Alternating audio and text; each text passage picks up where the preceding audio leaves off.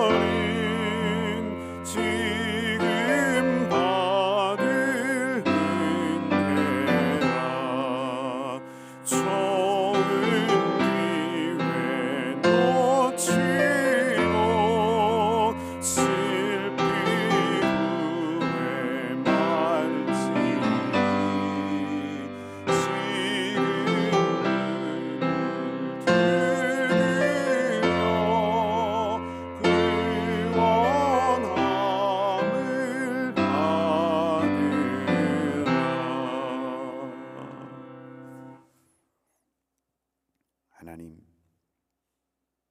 묵은 하루를 보내고 새날을 주심에 감사를 드립니다. 이 시간 우리의 영혼의 강건함을 구합니다. 진리의 말씀을 보내어 주시고 흔들림 없는 소망과 변함없는 믿음을 더하여 주시기를 원합니다. 우리는 한순간도 주님의 보호를 떠나서는 온전해질 수 없고, 우리는 주님의 평강 가운데 거하기 전에는 한순간도 참된 평안을 누리지 못함을 고백합니다. 오늘도 주님만을 바라보는 삶이기를 소원하는 마음으로 주님 앞에 고개 숙였사오니 모든 지각에 뛰어나신 하나님의 평강이 우리의 속사람과 겉사람을 지켜주시고 연약함 가운데 있는 모든 자리마다 새롭게 하시는 주님의 은혜가 넘쳐 회복의 기쁨을 노래하게 하여 주시옵소서. 감사를 드리며 우리 주님 예수 그리스도의 이름으로 기도하옵나이다. 아멘. 하나님의 말씀 구약 성경 예레미야 34장 8절에서 22절까지 말씀입니다. 예레미야 34장 8절에서 22절까지의 말씀을 한 절씩 교독하겠습니다.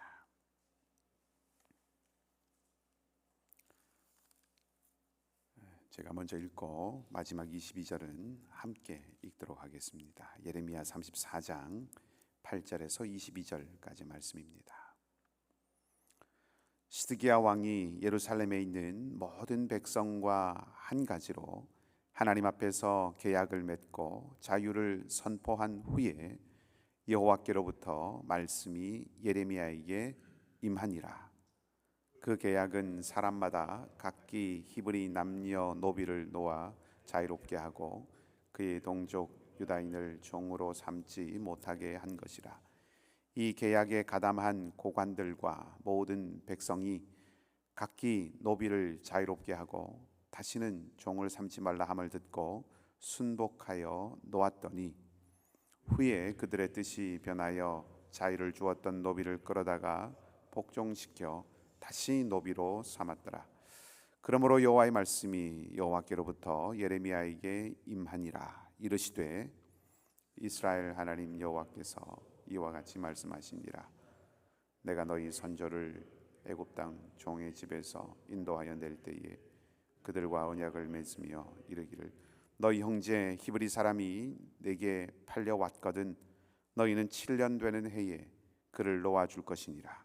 그가 6년 동안 너를 섬겼은즉 그를 놓아 자유롭게 할지니라 하였으나 너희 손조가 내게 순종하지 아니하며 귀를 기울이지도 아니하였느니라. 그러나 너희는 이제 돌이켜 내 눈앞에 바른 일을 행하여 각기 이웃에게 자유를 선포하되 내 이름으로 일컬음을 받는 집에서 내 앞에서 계약을 맺었거늘 너희가 돌이켜 내 이름을 더럽히고 각기 노아 그들의 마음대로 자유롭게 하였던 노비를 끌어다가 다시 너희에게 복종시켜 너희의 노비로 삼았도다. 그러므로 여호와께서 이와 같이 말씀하시니라. 너희가 나에게 순종하지 아니하고 각기 형제와 이웃에게 자유를 선포한 것을 실행하지 아니하였은즉 내가 너희를 대적하여 칼과 전염병과 기근의 자유를 주리라. 여호와의 말씀이니라.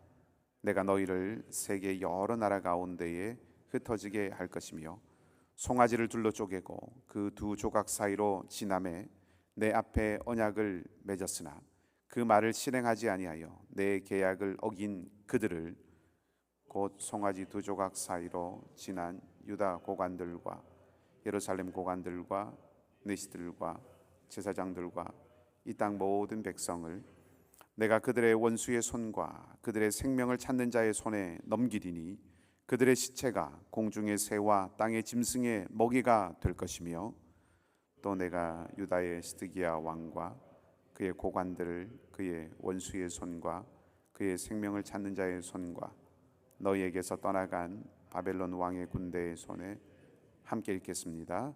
여호와의 말씀이니라. 보라, 내가 그들에게 명령하여 이 성읍에 다시 오게 하리니 그들이 이 성을 쳐서 빼앗아 불살을 것이라. 내가 유다의 성읍들을 주민이 없어 처참한 황무지가 되게 하리라. 아멘. 오늘 본문의 11절 말씀을 보면 이렇게 기록이 되어 있습니다. 후에 그들의 뜻이 변하여 자유를 주었던 노비를 끌어다가 복종시켜 다시 노비로 삼았더라. 자유를 준 것은 무엇 때문이고 마음을 바꾸어서 자유를 다시 빼앗은 것은 또 무엇 때문일까요? 본문이 오늘 그 이유를 정확하게 밝히고 있지는 않기 때문에 우리가 단정적으로 이 때문이다라고 그렇게 말하기는 쉽지는 않지만 21절 본문의 21절 말씀과 그리고 조금 넘어가서 예레미야 37장에 나와 있는 내용을 토대로 해서 좀 살펴보면 예루살렘을 포위했던 이 바벨론의 군대가 일시적으로 이제 물러가게 됩니다.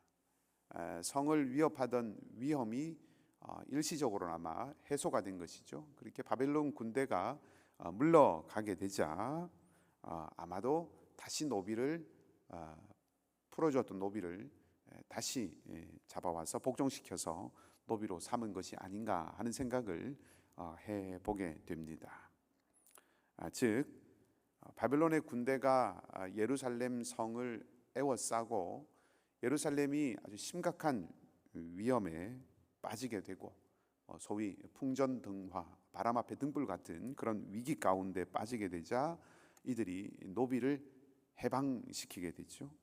그러다가 바벨론의 군대가 물러나서 이제 예루살렘에 좀 숨통이 트이자 힘 있는 자들이 다시 약한 자들을 압제하기 시작했다, 이렇게 정리를 해볼 수 있습니다. 조금 더 설명을 드리겠습니다. 한 세 가지 측면에서 이것을 생각해 볼 수가 있습니다. 첫 번째로 군사적인 측면에서 살펴본다면 노비는 징집의 대상이 아닙니다. 그러니까 전쟁에 나갈 수 있는 대상이 아니다 하는 것입니다. 그러나 반대로 해방된 자유민은 징집의 대상, 군대에 모집이 되어서 전쟁터에 나가는 대상이 된다 하는 것입니다. 즉, 이 바벨론의 군대가 예루살렘을 포위를 하고 있을 때는 이 병력을 확충하기 위해서, 그러니까 싸움에 나갈 수 있는 합법적인 사람들을 더 확보하기 위해서 노비를 해방했을 가능성이 있다 하는 것입니다. 두 번째는 경제적인 측면에서 생각을 해볼 수가 있는데, 주인은 노비로부터 노동력을 제공받지요. 그 때문에 그 노동력에 대한 대가로 주인은 노비에게 먹을 것을, 삶에 대한 대책들을 제공해 주어야 합니다. 삶의 필요를 공급해야 한다는 것이죠. 지금 전쟁과 같은 상황입니다. 예루살렘 성은 포위되어 있고 바벨론의 군사는 강력합니다.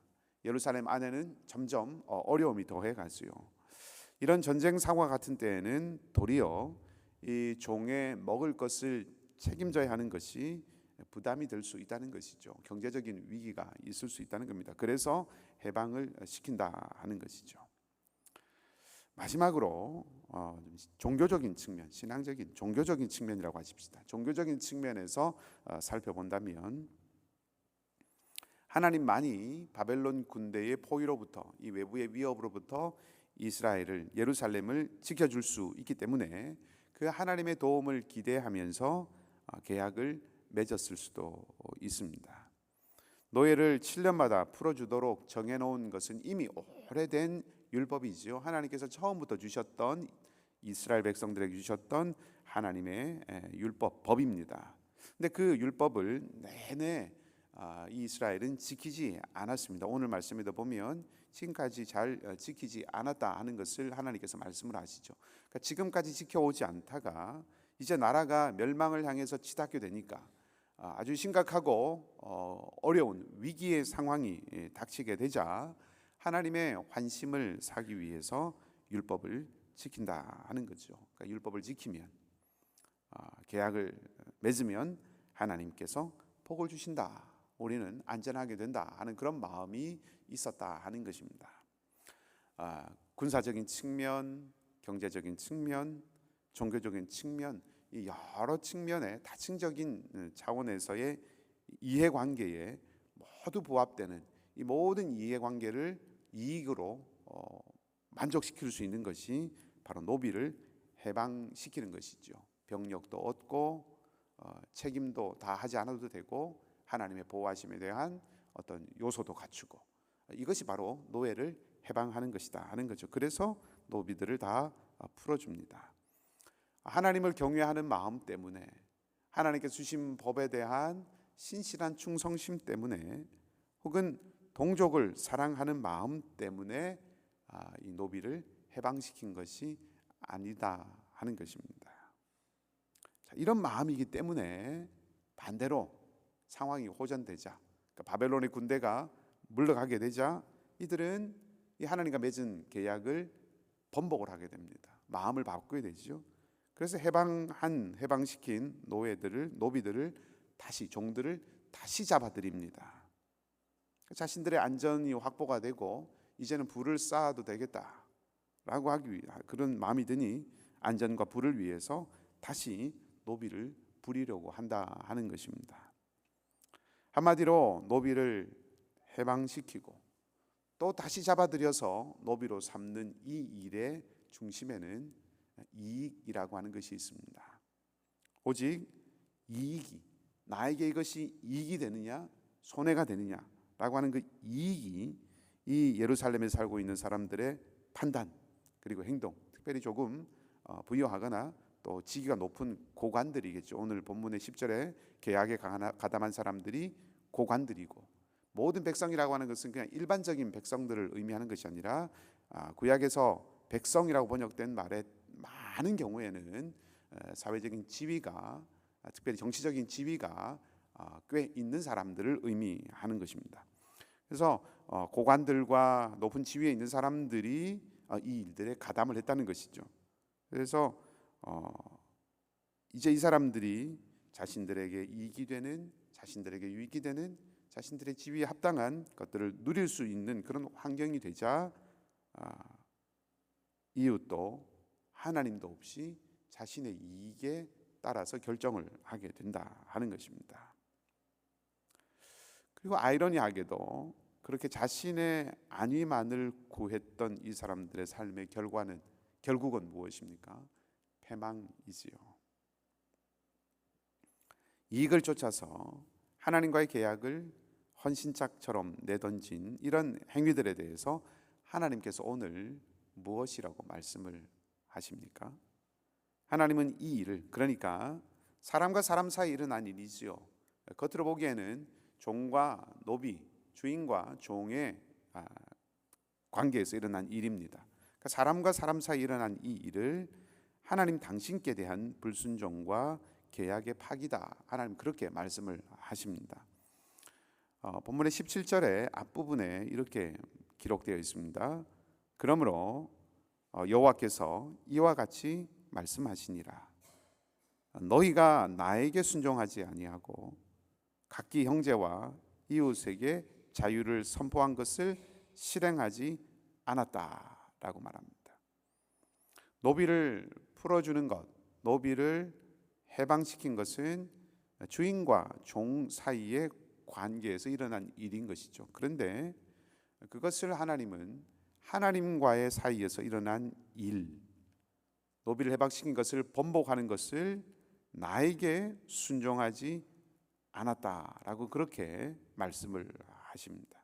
그러니까 단지 율법을 어겼다고 말씀하신 것이 아니라 형제와 이웃에게 선언한 것을 지키지 않았다라고 말씀을 하셔서 사람과 사람 사이에서 일어난 일을 하나님과 사람 사이에서 일어난 심각한 일로 간주하시고 또 그들에게 엄중하게 심판을 선언하셨다 하는 것이죠.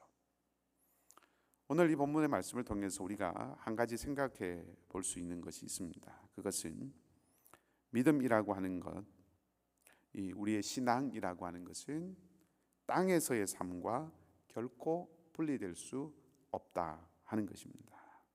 신앙은 이 땅에서의 우리의 행위와 결코 따로이지 않다 하는 것입니다.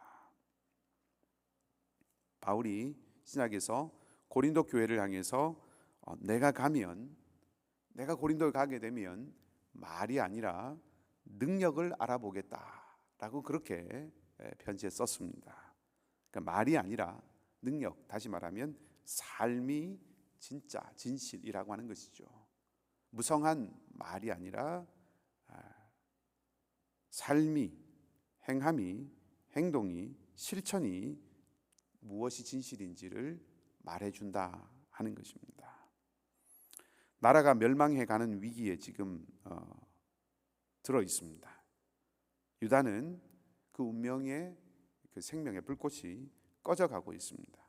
나라가 멸망해가는 위기, 하나님의 구원은 마음과 영혼의 구원이 아니죠. 나라가 멸망해가는 그런 상황 속에서 하나님의 구원은 살아가는 삶의 터전에 안전을 보장해주는 실제적인 것입니다. 마음에만 평안을 주는 것이 하나님의 구원이 아니죠.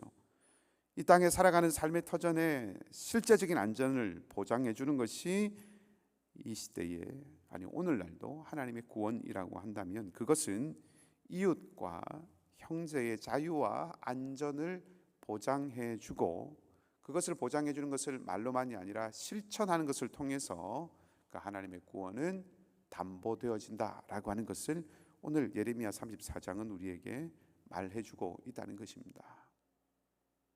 참된 마음으로 하나님께 주신 말씀을 실천하고 지켜서 동족을 노비로 삼지 아니하고 자유를 주어서 놓아주는 것, 이것이 삶의 진실된 실천이 될 때 하나님의 구원의 은혜가 예루살렘 성에 임한다 하는 것이죠.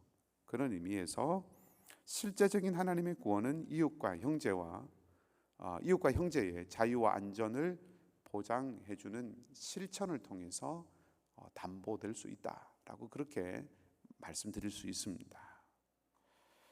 오늘날 우리의 신앙이 정말로 저 영원한 하나님의 나라를 잊지 않고 있는 것이라면, 정말로 하나님께서 다스리시고 하나님이 통치하시는 나라, 하나님의 다스리심을 인정하고 믿고 신뢰한다면, 그러면 우리는 오늘 우리가 살아가는 삶의 방식, 지금 우리가 따라가는 삶의 방식을 늘 성찰하고 고민하지 않을 수 없다는 것입니다.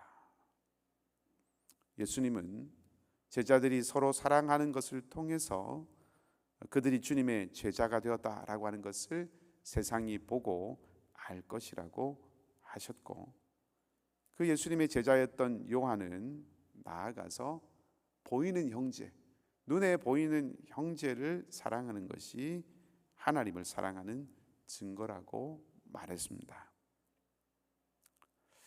오늘 마음을 바꾸어서 다시 사람을 잡아다가 노비를 삼는 예루살렘의 모습, 그리고 그들을 향한 하나님의 심판의 말씀이 탐욕과 욕심, 욕망을 쫓아가도록 부추기는 이 세상 한가운데 살아가는 우리로 하여금 진실로 우리의 마음을 붙들고 지켜야 하는 것이 무엇인지를 알게 해주는 말씀입니다.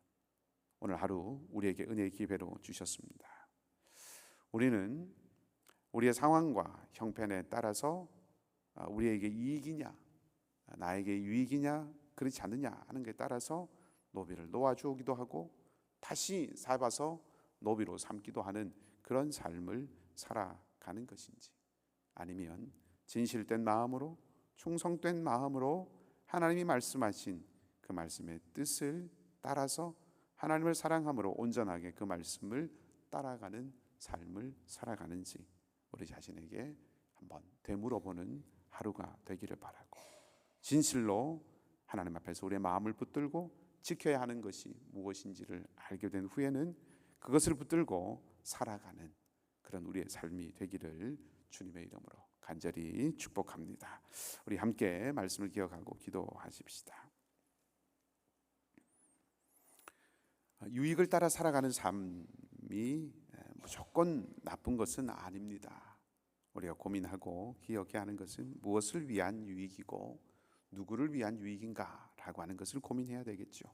오늘 우리가 정말 살아가는 이 하루의 삶이 누구를 위한, 무엇을 위한 유익을 구하며 살아가는 삶일지 우리가 생각하고 성찰하면서 우리의 삶을 주님 앞에 올려드립시다. 하나님, 참으로 하나님의 말씀 모든 사람들에게 자유함을 주고 모든 사람들로 하여금 하나님의 공의와 하나님의 은혜를 맛보고 누리게 하는 그런 삶의 길들을 선택할 줄 아는 지혜, 마음을 다하여서 하나님의 법을 따르는 삶을 선택할 수 있는 용기의 사람이 되도록 하나님 은혜를 주시고 성령 하나님 함께하여 주시옵소서. 우리 자신을 위해서 기도하십시다. 또한 우리 공동체가 이 마지막 때에 흉흉한 이 세대 가운데서 정말 하나님께서 다스리시고 참으로 하나님이 통치하시는 그 다스림 안에 있는 하나님 나라를 이루고 누리고 바라보고 걸어가는 하나님의 공동체가 되도록 우리 기도하십시다.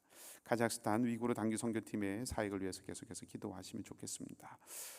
영어 캠프를 잘 마치고 이제 또 교회들을 돌아보는 귀한 사역들을 감당합니다. 하나님께서 은혜를 베풀어 주셔서 끝까지 어려움 없이 모든 일정들이 잘 진행될 수 있도록 인도하여 주시고 우리 선교팀을 통하여서 그 땅 가운데 아름다운 복음의 씨앗이 잘 심겨지는 은혜가 있도록 우리 위구르 선교팀을 위해서 함께 같이 기도하시고 또 우리 가운데 연약한 분들을 위하여서 연약한 우리 교우들과 또 연약한 우리 형제와 자매들을 위해서 또 여러분의 개인의 기도의 제목을 가지고 우리 간절한 마음으로 함께 같이 기도하겠습니다. 하나님 아버지, 유익함과 무익함이라고 하는 것이 판단과 선택의 기준이 되는 것이 마냥 옳지 않은 것은 아님을 우리가 압니다. 다만 무엇을 위한 유익이고 누구를 위한 유익인지를 잊지 않는 지혜가 필요한 줄 아오니 하나님 하늘의 지혜를 허락하여 주셔서 참된 유익을, 영원한 유익을 쫓아갈 줄 아는 저희가 되게 하여 주시옵소서. 하나님의 율법을 지키는 것이, 하나님의 말씀을 따르는 것이 사람과 사람 사이에서의 관계와 일과 분리될 수 없음을 다시 한번 확인하였습니다. 우리가 하나님과 우리와 이웃과 하나님의 새 측면과 관계를 모두 온전하고 올바르게 맺어갈 수 있도록 성령께서 우리 각 사람을 주장하시고 하나님의 영으로, 하나님의 손길로 우리를 친히 빚어 주시옵소서. 주님, 이 아침에도 우리의 간구하고 소원하는 바들이 많이 있습니다. 주님의 자비와 긍휼을 의지하고 주님의 은혜가 절실하여서 하나님 앞에 구합니다. 우리 가운데 연약한 이들과 삶의 질고를 지고 있는 사랑하는 성도들을 기억하시고 주님의 손바닥에 그 이름을 새겨주셔서 잊지 마시고 주님의 선하심을 보여주시옵소서.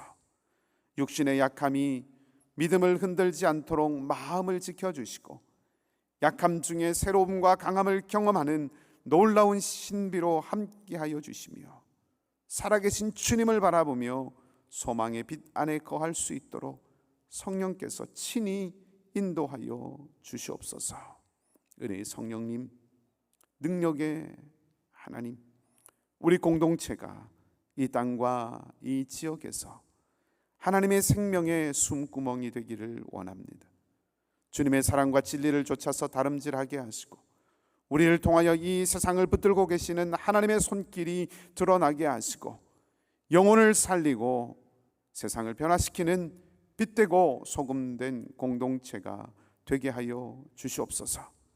사랑하는 우리 선교사님들의 기도의 제목과 주신 사명과 비전이 하나님 공중에 흩어지는 안개가 아니라 손에 잡히는 실제가 되게 하시고 주님께 드릴 열매를 한가득 안고 기쁨의 예배를 드리는 은혜의 자리들이 되도록 모든 선교사님들의 사역의 자리마다 오늘도 은총의 손길로 함께하여 주시옵소서.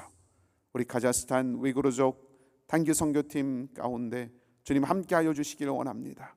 능력의 손으로 붙잡으시고 성령께서 구름 기둥과 불 기둥이 되어 주셔서 친히 동행하시고 인도하여 주시며 우리 선교팀을 통하여서 그 땅에 영원한 기쁨의 소식이 생명의 씨앗으로 심겨지고 깊이 뿌리 내려지도록 인도하여 주시고 모든 선교팀원들 가운데 영육간의 강건함으로 주님 친히 함께하여 주시옵소서. 이제도 계속해서 주님 앞에 우리의 마음을 토로하고 간구하고 기도할 때에 능력의 주님이 합력하여 선을 이루시는 은혜로 응답하여 주시기를 바라며 선하신 우리 주님 예수 그리스도의 이름으로 기도하옵나이다. 아멘. 하늘에 계신 우리 아버지, 아버지의 이름을 거룩하게 하시며 아버지의 나라가 오게 하시며 아버지의 뜻이 하늘에서와 같이 땅에서도 이루어지게 하소서. 오늘 우리에게 일용할 양식을 주시고 우리가 우리에게 잘못한 사람을 용서하여 준 것 같이 우리의 죄를 용서하여 주시고 우리를 시험에 빠지지 않게 하시고 악에서 구하소서. 나라와 권능과 영광이 영원히 아버지의 것입니다. 아멘.